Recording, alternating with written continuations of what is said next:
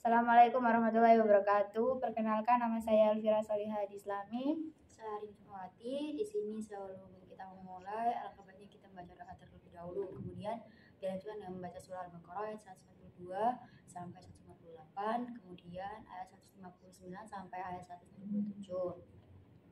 Bismillahirrahmanirrahim. Raditu billahi rabba wa bil islami dina wa bi Muhammadin nabiyyan wa rasulah. Rabbi zidni ilma warzuqni fahma. Rabbi ishrah li sadri wa yassir li amri wahlul 'uqdatam min lisani yafqahu qawli. Rabbi yassir wa la tu'assir. Rabbi tammim bil khair. A'udzu billahi minasyaitonir rajim. Bismillahirrahmanirrahim. Alhamdulillahi rabbil alamin. Arrahmanirrahim. Maliki yaumiddin. Iyyaka na'budu wa iyyaka nasta'in. Ihdinas siratal mustaqim. Siratal ladzina an'amta 'alaihim ghairil maghdubi 'alaihim waladdallin. Bismillahirrahmanirrahim. Yaqulu sufaha'u minan nasi ma wallahum an qiblatihim allati kanu 'alaiha. Qulillahil masyriqu wal maghrib yahdi man yasha'u ila siratim mustaqim. Wa kadzalika ja'alnakum ummatan wasatan litakunu syuhada'a 'alan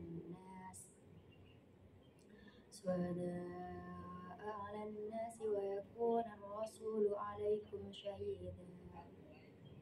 Wa ma ja'alna al-qiblata allati kunta 'alaiha illa lina'lama man yattabi'u ar-rasula mimman yanqalibu 'ala 'aqibayhi. Wa in kanat lakabiratan illa 'alal ladzina hadallah. Wa ma kana Allahu liyudhi'a imanakum. Innallaha bin-nasi lara'ufur rahim. Qad nara taqalluba wajhika fis samaa' falanuwalliyannaka qiblatan tardaha. فولي وجهك شطر المسجد الحرام وحيث ما كنتم فولوا وجوهكم شطره وإن الذين أوتوا الكتاب ليعلمون أنه الحق من ربهم وما الله بغافل عما يعملون. ولئن أتيت الذين أوتوا الكتاب بكل آية ما تبعوا قبلتك وما أنت بتابع قبلتهم وما بعضهم بتابع قبلة بعض. ولئن اتبعت أهواءهم من بعد ما جاءك من العلم إنك إذا لمن الظالمين.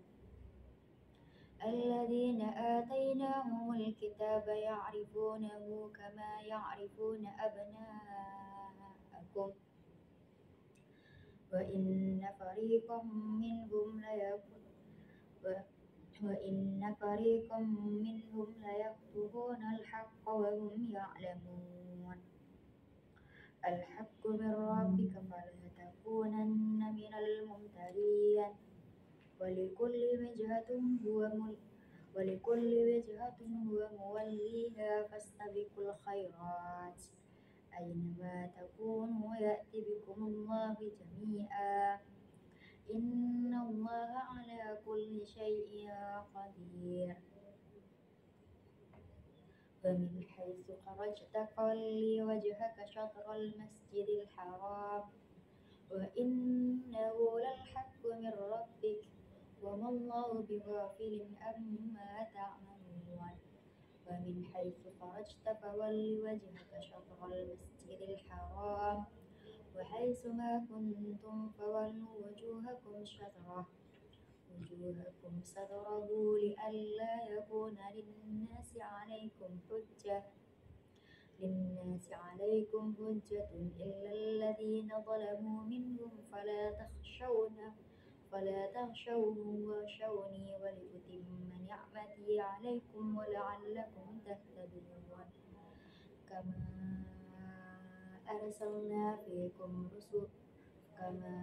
أرسلنا فيكم رسولا منكم يتلو عليكم آياتنا ويزكيكم ويعلمكم الكتاب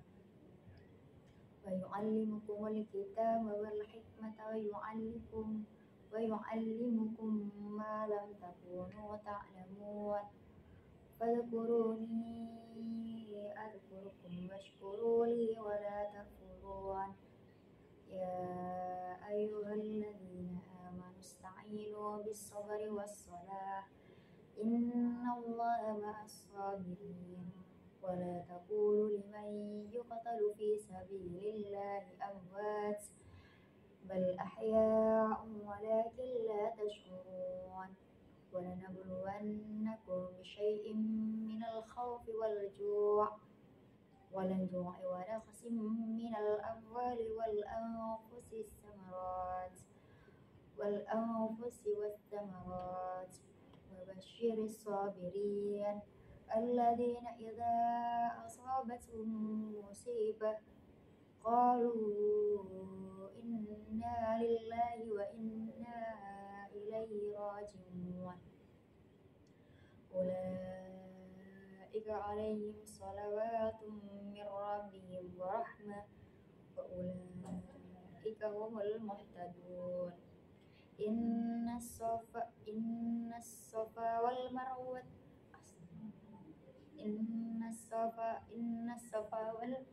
من شعائر الله فمن حج البيت أو اعتمر فلا جناح عليه أن يطوف بهما ومن تطوع خيرا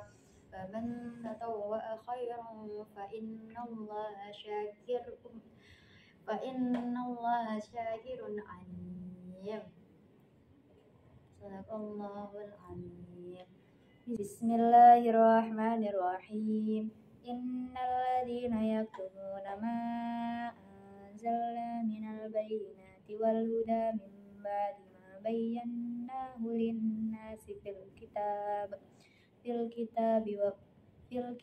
أولئك يلعنهم الله ويلعنهم اللاعنون إلا الذين تابوا وأصلحوا وبينوا فأولئك أتوب عليهم وأنا التواب الرحيم إن الذين كفروا وماتوا وهم كفار أولئك عليهم لعنة الله والملائكة والناس أجمعين خالدين فيها لا يخفف عنهم العذاب ولا هم ينظرون وإلهكم إله واحد لا إله إلا هو الرحمن الرحيم إن في خلق السماوات والأرض واختلاف الليل والنهار والفلك التي تجري في البحر بما ينفع الناس وما أنزل الله من السماء من ماء فأحيا به الأرض بعد موتها وبث فيها من كل دابة وتصريف الرياح والسحاب المسخر بين السماء والأرض لآيات لقوم يعقلون ومن الناس من يتخذ من دون الله أندادا يحبونهم كحب الله والذين آمنوا أشد حبا لله ولو يرى الذين ظلموا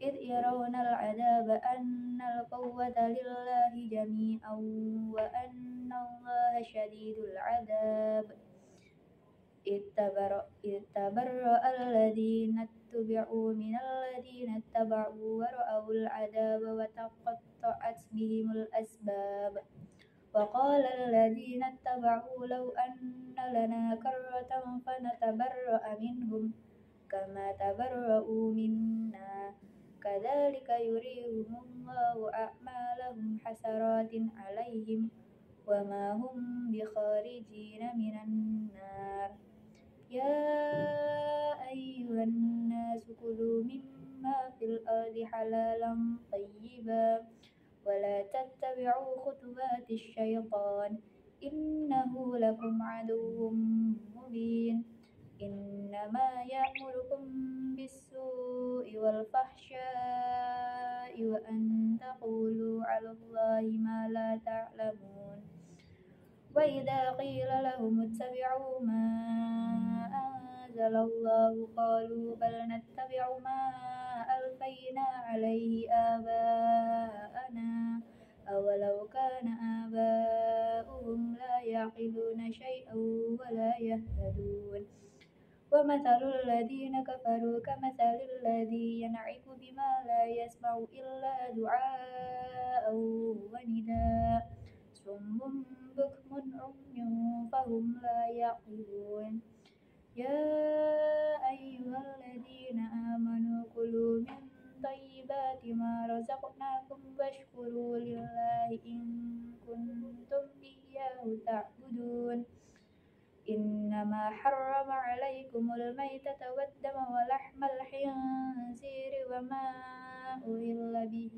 لغير الله فمن اضطر غير باغ ولا عاد فلا إثم عليه إن الله غفور رحيم إن الذين يكتمون ما أنزل الله من الكتاب ويشترون به ثمنا قليلا أولئك ما يأكلون في بطونهم إلا النار ولا يكلمهم الله يوم القيامة ولا يزكيهم ولهم عذاب أليم أولئك الذين اشتروا الضلالة بالهدى والعذاب والمغفرة فما أصبرهم على النار ذلك بأن الله نزل الكتاب بالحق وإن الذين اختلفوا في الكتاب لفي شقاق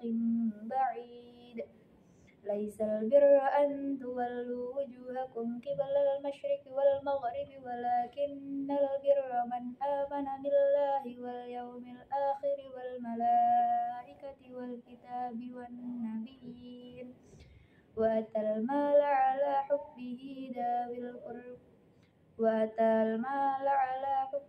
ذوي القربى واليتامى والمساكين وابن السبيل والسائلين وفي الرقاب وأقام الصلاة وآتى الزكاة والموفون بعهدهم إذ عاهدوا والصابرين في البأساء والضراء وحين البأس أولئك الذين صدقوا وأولئك هم المتقون صدق الله مولانا العظيم.